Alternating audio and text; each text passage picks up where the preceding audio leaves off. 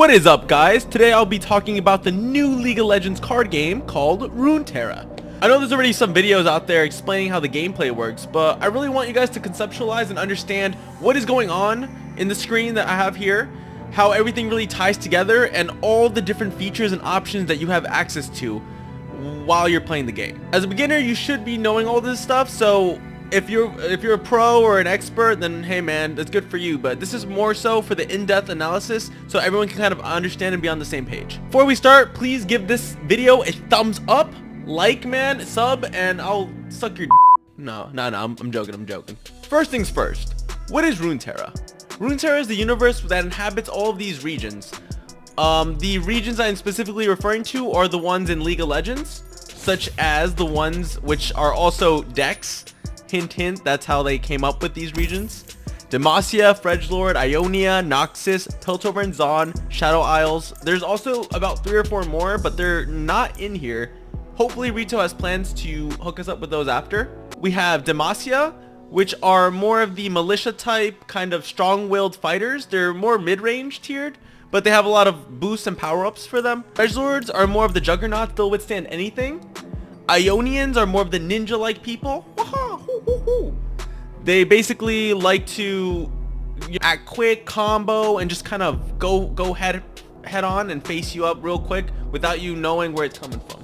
We also have Noxus, which really packs a punch. Piltover and Zon, they're more of the inventors, so you'll see a lot of like magic spells in their decks and all that. Shadow Isles are creepy. You know, stuff like coming back from the dead and just being annoying. Let's just go with that. So up here you have all the filters. Let's say you want to create a deck that consists of 3 regions, right? You can call them classes or whatever you like. So let's say I want Noxus, Demacia, and Ionia. So cool.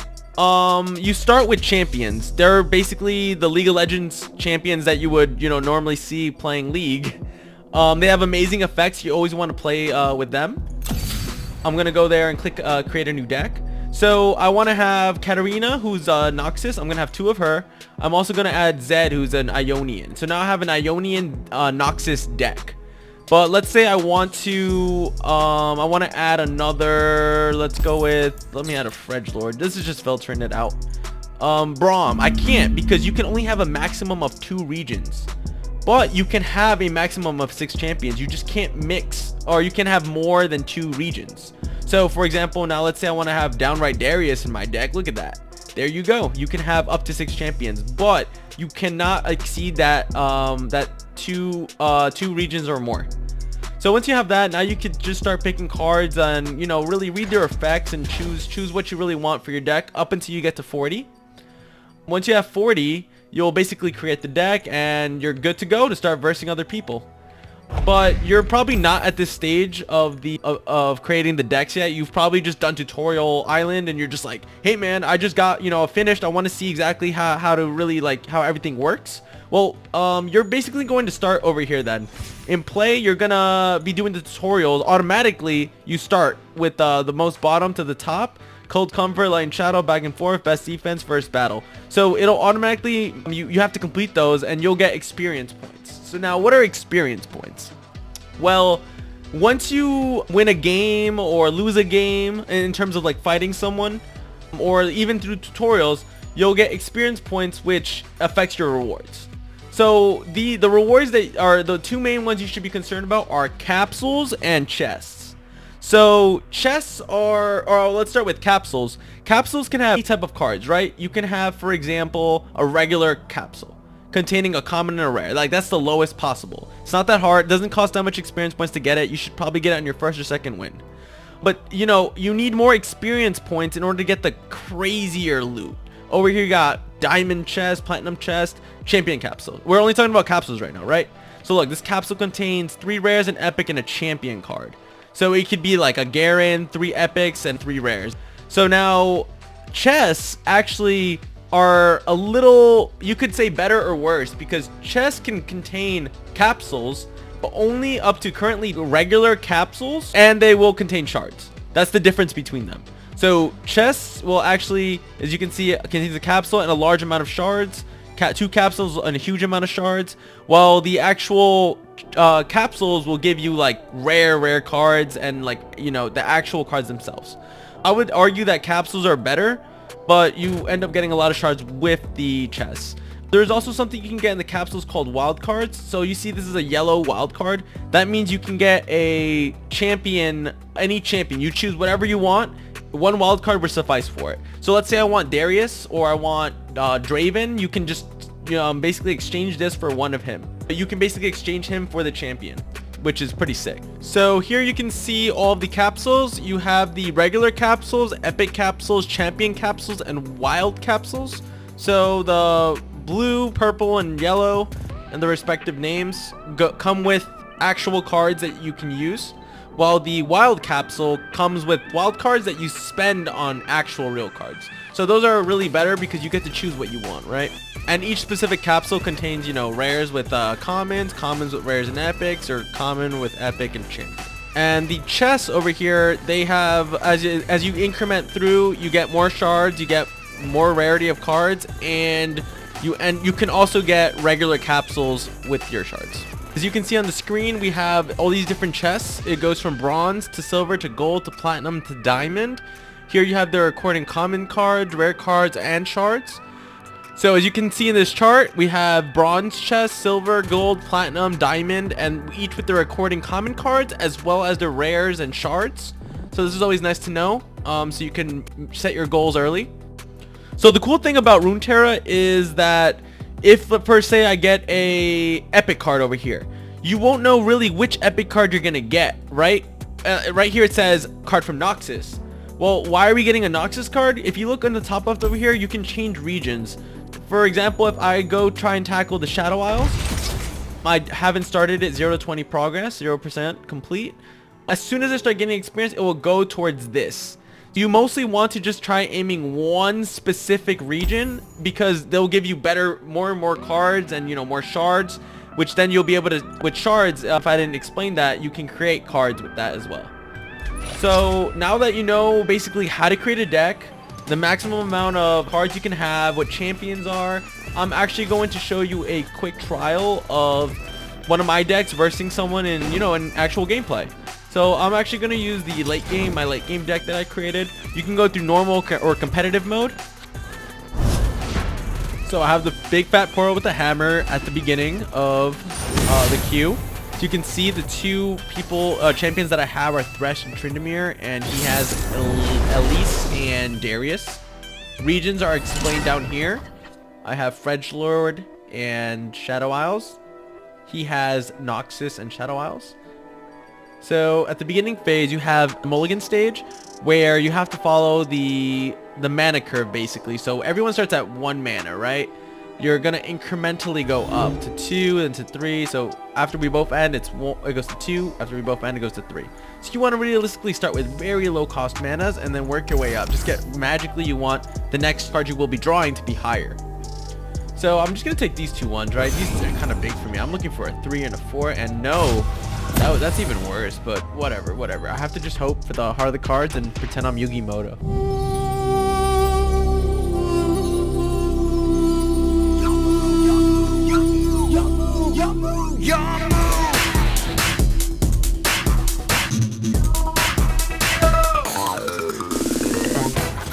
So I'm gonna go play Omen Hawk.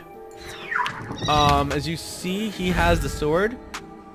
So he started first, but he didn't have a 1 mana. So it went to my turn because he had to end. And then now it's my turn and I have the sword. So I could attack. If I attack, he has to defend, but he has no minions, so it will automatically go through. Or he could use a spell to combat me. But now if I can't play anything actually. But if I were to play something, he would have to play something.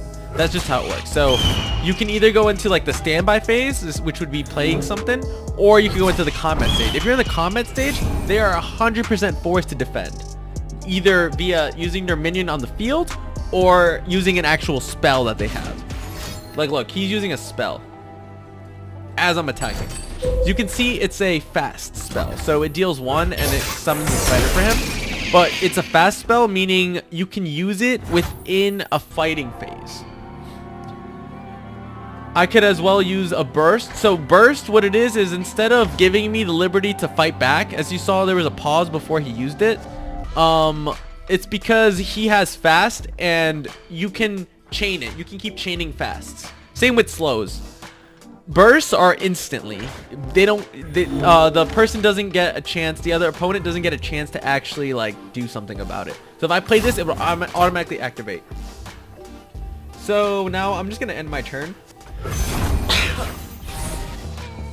So I ended my turn because I couldn't really do anything. Now he starts with the sword. He played something. And he played for 2 costs. So as you can see, we're at 3 mana, right? He has 1 mana left over, but it's my turn now.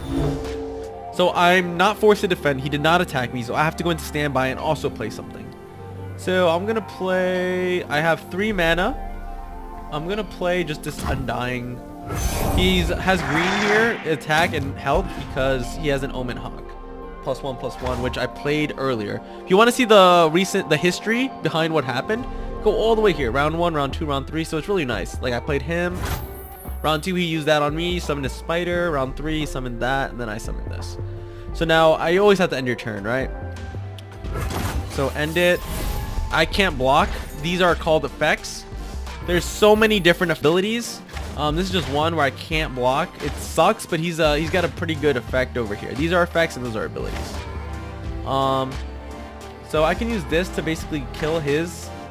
He has this is another ability. Fearsome can only be blocked by a 3 or more minion. So I could block with him, but actually I can't because I can't block, right? But if I didn't have this like phrase here, I would be able to. So I'm just gonna wipe his whole field, honestly.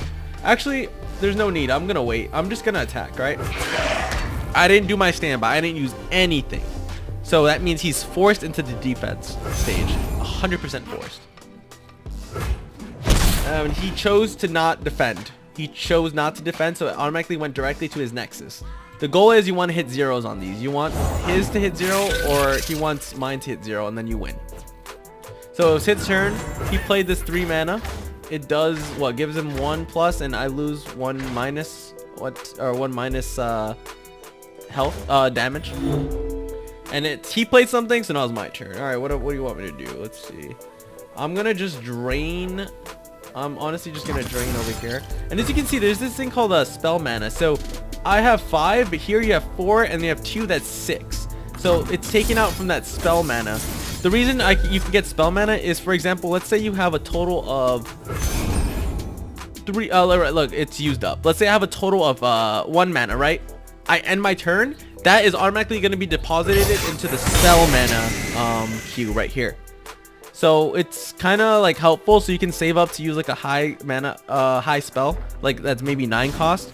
And if you just don't want to use up all your resources in 1 turn, you can save up to 3 and it will go to your spell mana. But that doesn't apply to the monsters. If you have 3 left over, it goes into the 3 mana spell, the spell mana queue. But if you have like a 9 like champion, and then the turn gives you 6 mana, that's 9, but you can't. The champions only work. Oh shoot, only work on this. I actually just passed, but whatever. I misclicked. So he did, what did he do? Go in history, he dealt 1 to me, whatever. I wasn't gonna do anything. So I pass. I can't block no matter what. So round 5, his turn. He's got the sword. He gets to do either standby or he can attack me. He does standby, so he played something, which basically gives all his spiders +2/+2. So that looks really good. I'm really liking what I'm seeing, so I'm just gonna delete all of his stuff. It's also gonna delete my minion, but he comes back to life with +1/+1 every time. That's his effect. It's called Last Breath. There's a bunch of different abilities and effects. You just have to really know what everything does, and you can only learn that stuff by just constantly playing more and more. So he attacks. I can't defend. I could use this, and it would lower his, it'll basically do a frostbite, which is an effect, and it's a burst. If I mentioned, I mentioned it. Burst can automatically happen. It's instantaneous. If it was a fast, he could combat that. He could chain it. He could add something to it. But slows cannot work during this phase. This is the combat phase. Slows do not work. You can see, I actually don't have, but I had a burst here, but I just couldn't use it because I didn't have enough mana. So I can keep using burst. It gets annoying if you use it like any time, so it always asks you for another turn to use it. So I got my turn again. I have the sword now. He came back to life. That's his effect. I'm gonna see what I can do here. I'm actually just gonna grab this, just throw this 6 card, right? Gonna throw him. He has overwhelm. For example, he has 8 damage. If they have 1 health, he will do 7 damage to the nexus. Whatever the defender his health is, if he has a higher damage, it's gonna get that difference and hit it to his nexus. So I played something right. That was a standby. I did not attack. So now he's got to play something as well. He can't defend because I did not attack, if that makes any sense. He played this magic card. It's a slow, see? It's slow. You can use a fast or a burst against it. And you can only play it during standby phase. So, okay, why not? Summons 3, gives all of them +1. So now it's my turn, right? Because I'm the attacker. I just didn't attack yet. I'm just going to choose to attack full send. So I have 8, and here you have the Oracle's Eye. It tells you what's going to happen if he doesn't defend. But you'll see it update. If he puts a defense, look, it updates. It tells you what's going to happen in the future. So that's going to be annihilated, and the 8 is going to hit, and his nexus will be damaged by lowered by 8. You can see it. Now, if he adds another monster here, it's going to change. He's going to have more health, right? Because I'm not going to been able to hit him. There we go. And it did happen. As you can see what Oracle's Eye did. Yeah. And here, the Poro, you can keep bugging them. They like when you touch them. What else? The regions over here on the left tells you my enemy. He's a Noxus and a Shadow Isle. Over here, my name can torture. I am the, what is it? Fredgelord and Shadow Isles. So it's his turn. He played something, so now it's my turn to play something. He played Darius. He has the same overwhelm. So I have to find a way to combat this. I'm just honestly gonna take a Thresh, I think. So Thresh has Challenger, where I can choose who is gonna be basically defending my attacks. But it doesn't work right now because he's attacking me. So like, he's just gonna go full send on me. I have this ability, Frostbite. It'll make sure his attack is 0, and it won't do much damage to me. So I'm gonna defend him up. Look, if I made it all go through, I would die. So I'm gonna place him there. I'm gonna place Thresh over here, and he can't block. So I'm gonna Frostbite. Actually, I could Frostbite both enemies. Frostbite him is Darius. He's gonna die, and I'm gonna live. You can see it's Frostbite was a burst spell, so it's instant. Now this one's also a burst. I'm gonna use it on this one so that since his health is lower than 3, he'll also have it, and now my 2 minions will live. So I'm gonna block that, and the difference is gonna happen of 3.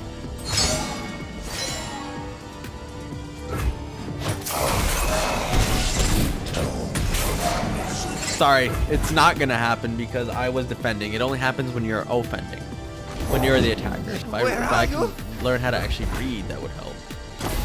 Okay, so now it's my turn. I'm the attacker. If I play something, you know, he's forced to play something, but he might play like a really high 8 card, which I don't want to have to defend against. So I'm just gonna, you know, attack everything. You see these little chains? It's because of Thresh's Challenger. Can choose which enemy I want to attack instead of him choosing it. So they're all basically the same, but I'm just gonna latch onto him because I want him. I want his booty, and I can't really choose the rest. They just have to, you know, I just have to hope for the best and see what he's gonna choose. So also level ups for the champions. If you meet the criteria, you get the next level up, and then you do something, and then this is the spell. If you have double of him, you have 1 on the field and 1 on your hand. This is what the message you'll like be able to use that spell, and you'll be able to shuffle another Thresh into the deck. So he's using this one. Look, he would live, but he would, you know, take a lot of damage to the face from that nexus, or from that damage. He's waiting on me again. So yeah, you see it's a fast. You can do it during combat phase. I actually just might heal up. This gives me health, and it gives me an extra mana crystal. It's so I can use like more higher monsters or whatever. Okay, he takes that difference because I'm attacking. And then kill him. Okay, cool. Thresh, I need one more, and then I'll be able to basically on my first attack summon an attacking champion for a Decker hand. She's pretty good. Alright, Darius, he has another one. I only have 3 mana. I'm actually gonna throw down this Avorson Sentry. These old eyes still see far. And on his death, that's his effect, I'll be able to draw one. So now it's his turn. He has something that's 1 mana, or else it wouldn't probably yeah, see, it wouldn't wait for him to do the action. Could have also passed. Okay, cool. And I get this guy coming back alive because he died last turn. And now he's gonna attack, so I have to defend this. I'll do better this time. Strength above all. Great, great, great. So I can't use Avalanche because even though I'd love to deal 2 to everyone, it's a slow card. Again, this is combat. This is only for standby. So I have to defend, right? I don't want Darius to kind of... Oh, I can't defend? Oh, I could, right? Yeah, okay, so Darius, I'll have him defend there. That's going to be leaving with 3 HP. I kind of want to use this for 2. So I'm thinking maybe I should just throw Thresh down there. Even though as much as I would love his effect, can't really do that. 2 over there, and then I'll just leave him over there. So there we go. He's going to evolve, but it's not going to really help me. So I got 6 and he evolved. Actually, will it? I think he gains, yeah, he gains extra stats for that. This is even better, honestly. I'm dead, but at least I can now kill him with Avalanche. I should have looked at the next card. He does have better stats. So now it's my turn, right? He ended the fighting phase. I can basically kill a unit or use this to deal 2 to everyone. And I'm going to use Avalanche now because it's slow. We're in standby phase. So yeah, and I could always use this as well because it's a fast. But there's no reason because he's going to die. Now, if he countered it somehow, I could then use this to just kill Darius in case, right? So there we go. He's wiped. I also get 2 damage inflicted on me, but I'm still alive, right? Opponent's turn. He's going to play something, right? What is he going to play? What does he have in store for me? Oh, and also you can see the rarities of these cards. You have epic, you have common, you have common, you have common, and you have... Oh, I'm sorry. Yeah, and rare, rare. I got it right. And then look, see, you have rare and then common. Okay, so he's doing what? This effect on me, deal 3, and then he wants to revive. Since I killed 3 of his allies, he wants to summon a Vilemon, which is a 6/6 monster. But I have Vengeance for that. So he's gonna kill me. He's like, oh, cool, now you can't get me. I can defend. No, sir, I have a fast card, and you have no more hands. And you know what? Frankly, you have no more field either, so... Bye, Felicia. So yeah, and that's it. He has nothing, and I have an attacking monster. He basically is forced to pass, and I'm not surprised if he would surrender. Now I could use this, but it would give him a chance to do put like a maybe another Darius. Who knows, right? If I think he used the maximum, but maybe another card. I'm just gonna attack directly, so he can't do anything unless he has a fast spell or a burst spell, which I don't think he does. And that's GG. His Nexus pops, and you get the victory screen. We are the victors, y'all. That's how we freaking roll.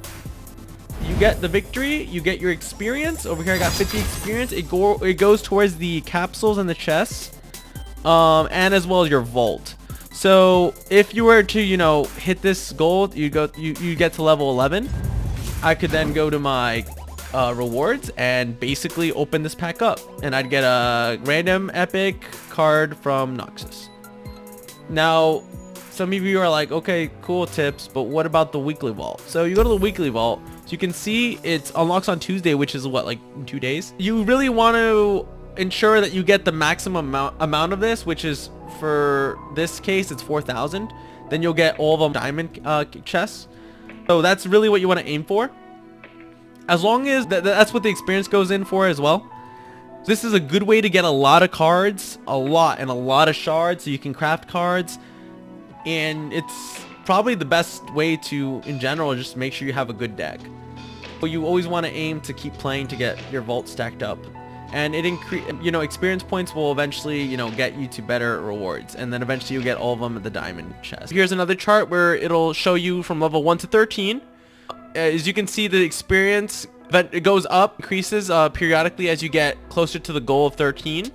And so there's commons, rares, and you actually get expedition tokens at 10. So do the shards. Over here, I do have a notepad that I want to show you guys, but here you go. So from levels 1 to 6, it's 1,000 experience points to travel from 1 to 6. Then from 6 to 10, it's 2,000. From 10 to 13, it's 4,000 experience points. So you can see that incrementally going up, right? And then once you finish those 5 levels, 6 minus 1, right? 5,000 points. 10 minus 6, 4 levels, that's 8,000 points. And 13 minus 10, there's 3 levels in there, so that's 12,000 points. For a total of a whopping 25,000 points, which would earn you the high spot of the level 13 chests, which is all 3 diamond chests. And over here, as you can see, these are just the levels again, and this is each shard within each process. So from 1 to 2, it's 80, 2 to 3, 80, 3 to 4, 140, 4 to 5, 40, and so on. And I've even calculated the averages for you guys, just so you guys don't have to do the calculations. I just thought I'd be nice about it. From 1 to 6, the average, you're getting about 440, and the average is about 88. 6 to 10, you're getting 460 total shards, and the average is about 115. And 10 to 13, you're getting 420 shards, and the average is about 140. So by the looks of analyzing the math and looking at the charts, you want to look for the clean level 6 to 10, specifically just getting the level 10 chest. And that shouldn't be really hard to do because most chests offer you about 1,000 experience points to begin with. So within a week, that's already 7,000 if you do all of them, right? 7,000 experience points. So now all you really going to need is 6,000. You're going to need 6,000 experience points of just playing. So realistically, what you want to do is you want to aim to get level 10. You're going to want to play 6 games a day, and hopefully you win all of them. Maybe even less, because if you do end up winning a lot of games, you get more points if they get stacked up, and you gain even more points. So that you'll get around 6,300 just if you win 6 games. Maybe even 5, you'll get around that much. And then just do all the quests, which is 7,000, and you'll get your 13,000. And that's perfect because you'll get your expedition card, so you can do some of the expeditions, right? And then you'll also be getting a really good bang for your buck in terms of what you're getting for commons, rares, and epics, and all that wild cards good stuff. Great. So we also have quests, right? They offer as well experience points instead of just winning versus enemies. You could also re-roll, and if you re-roll, you will get another set of a quest, and see if you like that. You can re-roll again. Some of them give you more experience than the others, so just see which ones you can actually do. And I think that about covers it. You know, verse AI. Here you can verse a bot. Expeditions. To describe expeditions, it's kind of like, let's say I give you an option of choosing 3 cards. Darius, Garen, or Katarina. You tell me which one you want, and I'll add it to a random deck. You keep doing that whole process until you get to 40. Someone else did the same process until they got to 40. And now you guys verse each other. You keep doing this. Let's say you keep winning until you finally lose.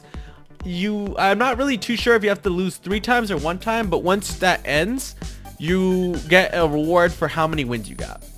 So it's pretty cool, but you have to spend on a token or shards or money. So guys, just to quickly describe more specifically what Expeditions is all about, it's really the same thing I was saying, except you have 3 choices to choose out of. So for example, if I chose this to add to my deck, I will have to get these 3 decks regardless. If I would just want a Nivea, I can't. I have to take everyone. Similar to Karma and Teemo. So you have to really understand all of the cards before you start playing Expeditions. I highly advise you to know what these cards do, how they can synergize. There's also a link I will be attaching in my description. It will help you with Expeditions and how to really overcome it. It'll tell you the most rated cards, like best rated cards, and they've done a lot of analysis to see which ones are the best. So use that link if you really want to try it out, but I advise you to give it some time. Tutorials is where we were on here before. You can get the last rewards from this, but this is where you would start. Collections, of course, you can import decks. For example, if you go over to one of my decks, go to the control deck. You can go over here to share. I'm going to copy this, copy pasta. I want to import it. It's going to import the deck. Look at that. Bam. It's just the same as the control deck, which is a pretty cool feature if you want to share your cards. Cards, of course, you can conjure, you can filter over here. You can say quick attack. I want all cards with quick attack. I want to make a quick attack deck. There you go. All regions, you can filter with what you want. Take out that filter. Show unowned over here. These are ones I do not own. Look at that Yeti yearling, little baby Yoda. So here I have 4 wild cards, so I can craft that, or I could do shards for it. But now let's say I want a champion like Fiora, but look, I do not actually have any balance for that, but I could craft her, but I don't have enough for that either, so I can't do anything actually. You have here, as well as I showed you this, the rewards and the store. I think that covers about it. Here's your shards and your money that you have. You can buy a starter bundle, you can buy wild cards, you know, pay to play. But what I really like about this whole game is that it's really user friendly, well, free friendly, if that's a word, for, you know, free to play players. You can get all the cards without really spending a dime on the game. And last but not least, over here you have the refunds. If you craft a card, you can always refund it as long as you don't use it within 7 days. So that's always a nice feature. That's about it. Thank you guys. I really appreciate you for watching. Hopefully you like, comment, and subscribe. Let me know if you want to see more of these types of videos. Glad you guys really got to watch. Hopefully you learned a lot, and I want to see you guys kicking some ass in the RuneTerra field. Thank you so much, guys. Have a good day.